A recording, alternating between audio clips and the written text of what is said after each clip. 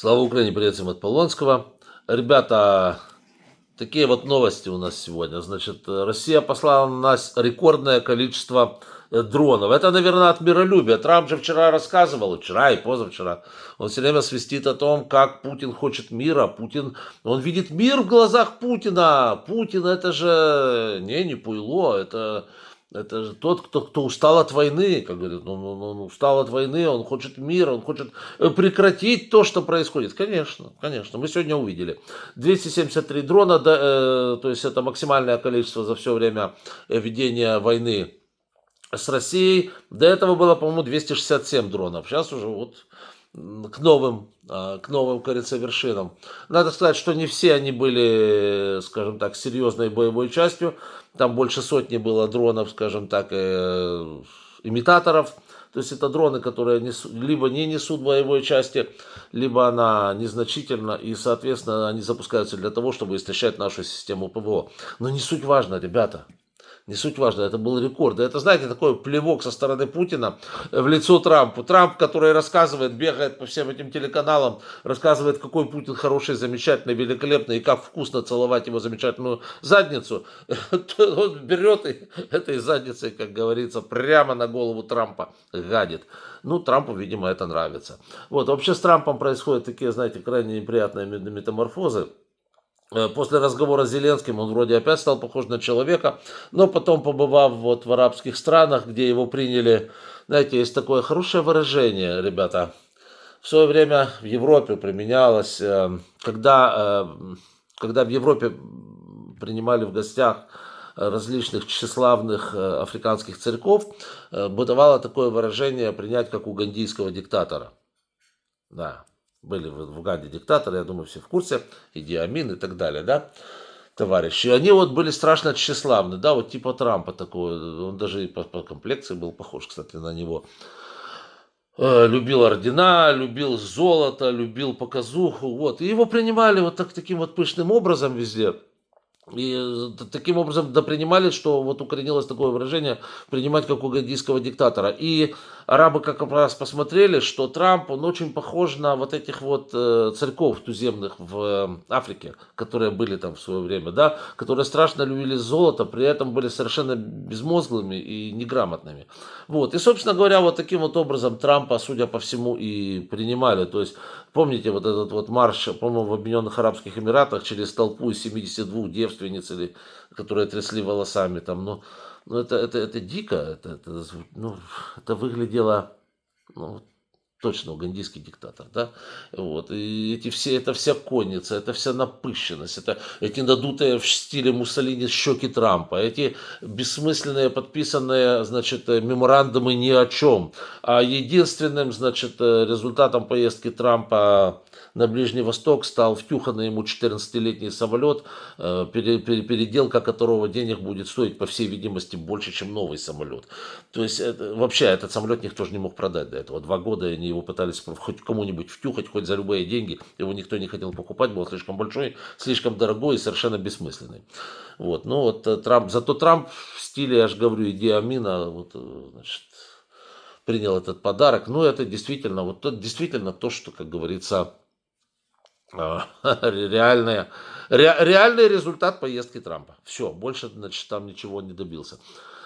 И вот еще один момент. Просто, знаете, ладно бы, ладно бы от Трампа ничего не зависело, как от Соединенных Штатов, да, ну ничего бы не зависело, и хрен бы с ними, ну чудак, катается по миру, вот в стиле Адама Кадырова, да, вот Трамп, кстати, напоминает Адама Кадырова в этом плане, коллекционирует какие-то брязкальца, рассказывает о своих несуществующих достижениях, это все чушь собачью несет, надувает щеки, задирает бороду, нос выше крыши, рассказывает, какой он великий и могучий, будучи, ну, сами знаете кем.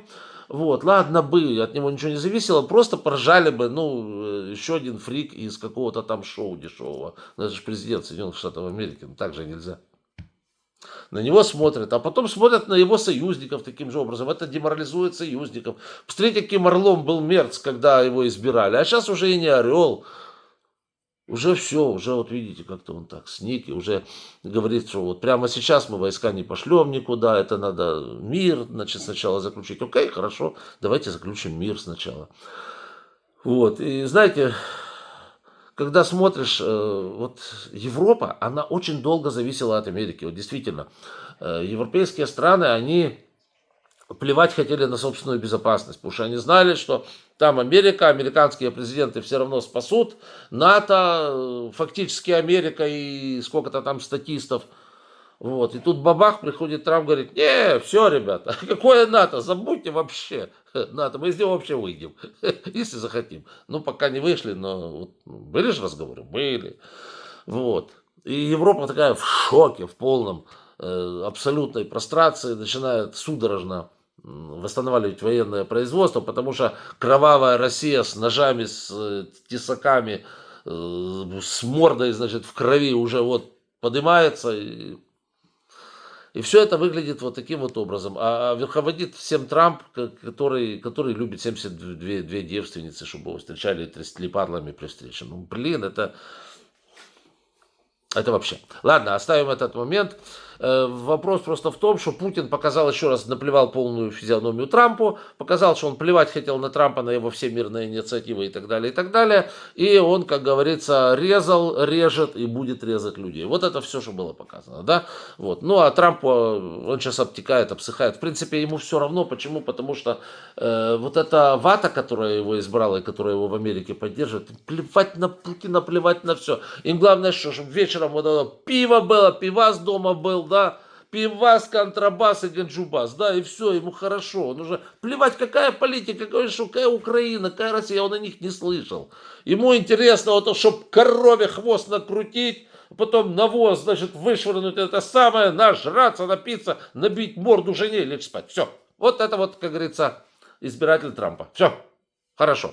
Вот. Поэтому политика их интересует мало. И то, что там Трампу кто-то нагадил на лысину, ну это плевать на это. Ой, извини, какую лысину? Какая замечательная шевелюра. Надо всегда отмечать. Мы же имеем дело с угандийским диктатором. Какая замечательная шевелюра и какой замечательный задранный вверх подбородок. Да, лучше не бывает. Да, в Польше и в Румынии выборы, друзья мои, сегодня очень важные. В Польше, скажем так, ну, есть разные кандидаты, не буду их там перечислять. В Польше, скажем, есть один очень благоприятный кандидат для нас и один не очень благоприятный, один просто паршивый, но у него самая малая поддержка. Поэтому в Польше ожидаем, что все будет нормально. В Румынии там ситуация 50-50, там вот этот вот Симеон, который фактически является реинкарнацией этого Джорджеску, который что, русский шпион, не русский шпион, ну что-то типа этого, да. Вот. И, значит, Симеона, естественно, поддерживает Орбана. Вообще удивительная вещь, да? Ну, поддерживает, по крайней мере, так смотрит, что вот хороший парень идет. Удивительная вещь, знаете, вот Орбан и Симеон, да, вот, да, и есть нормальный товарищ Дан, который мэр, скажите, они его называют примар Бухареста, он выступает за помощь Украине, он выступает за ЕС и так далее, и так далее. Но, а Симеон против этого всего, да.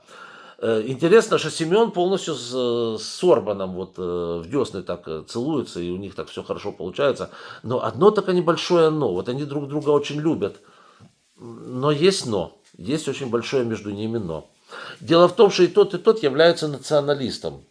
И один видит Румынию, Великую Румынию в других границах, а другой видит точно такую же Великую Венгрию, тоже в других границах. А знаете, в чем прикол? Что в случае с Румынией эти границы проходят по территории Венгрии, в случае с Венгрией эти границы проходят по территории Румынии. Но пока что они друг друга вполне поддерживают. Так вспоминаешь Сталина и Гитлера, да, как они в свое время спелись, а в 1941 году подрались, да. Как Иван Иванович поссорился с Иваном Никифоровичем или Никитичем как-то. Вспоминаем, да? Вот, так что выборы в Румынии действительно выборы для нас такие 50-50, я же говорю, там сейчас... Если сначала отдавали букмекеры предпочтение явно Симеону, потому что он победил в первом туре, но потом просто посчитали голоса, видимо, всех тех, кто голосовал против этого Симеона, их получилось вроде как больше, и они вроде как поддерживают Дана. Ну, там такая ситуация, 50-50. Вот, посмотрим, неизвестно, чем закончится, но вот завтра, по всей видимости, узнаем, что там уже, как говорится, произошло. Ну и еще один момент, это уже из ряда... черти что из Букубантик, это, значит, мексиканский парусник в Бруклине протаранил Бруклинский мост. Ну, как это можно было учудить, там пускай разбирается полиция. Но получилось так, что, значит, он на полном ходу мачтами просто врезался в Бруклинский мост. Видео внизу, описание к данному ролику, можете посмотреть. Мост не пострадал, конечно, это всего лишь деревяшки, это парусник. Вот, но на паруснике погибло, 2 человека погибло, больше 20 раненых, потому что ему снесло 3 мачты. Как это можно было допустить, непонятно. И самое для мексиканцев обидное, что парусник был укомплектован местными военно-морскими курсантами. Еще раз говорю, как это все получилось, никто не может понять, сейчас разбираются. Но вот он еще, знаете, весь в огнях был, так красиво шел. А я смотрю, первое, я же не понял, в чем дело. Смотрю, там вроде бы мачта должна быть выше, чем этот мост. Что он вообще к ней прет? А он на полном ходу туда влетает и, как говорится, рубит эти все 3 мачты. А самое западло в том, что на мачтах были выставлены курсанты, которые работали с парусами. Ну, полный трепендец, короче говоря. Вот так вот, ребята. Так что день начался весело. Посмотрим, как он будет продолжаться.